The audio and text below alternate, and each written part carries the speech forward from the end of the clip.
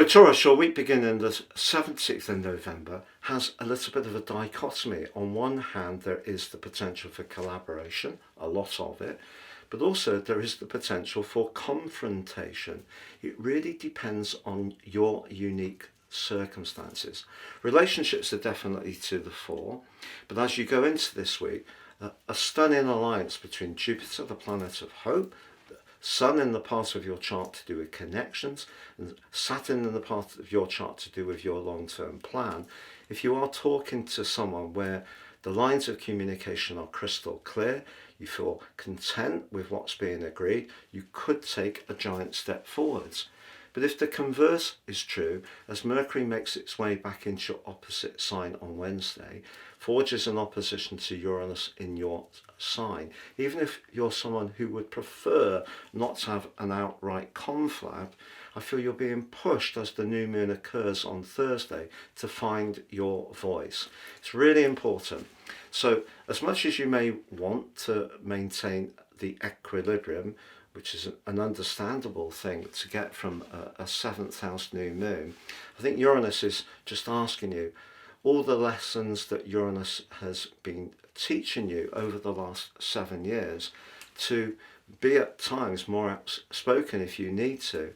Well, I feel that that's the right way to go. So as much as you may be open to leaning into supporting other people, being helpful and cooperative, which is all brilliant, and you could over the next month, if you're single, you could encounter someone who really does provide an opportunity of connection in a really enriching way. But I think if you're in a relationship where you don't feel it's very mutual, it's not as give and take as you would like, the more freedom-loving side of your nature could come to the fore, and you will assert yourself more. And as the week draws to a close and the sun moves into your 8th house, if you are going to get deeper with someone, you will get deeper quickly. If you are wanting to perhaps have more time for yourself and perhaps assert your space and give yourself a little bit of room to consider, that energy can show up as well. Now, year 2026 is racing towards us.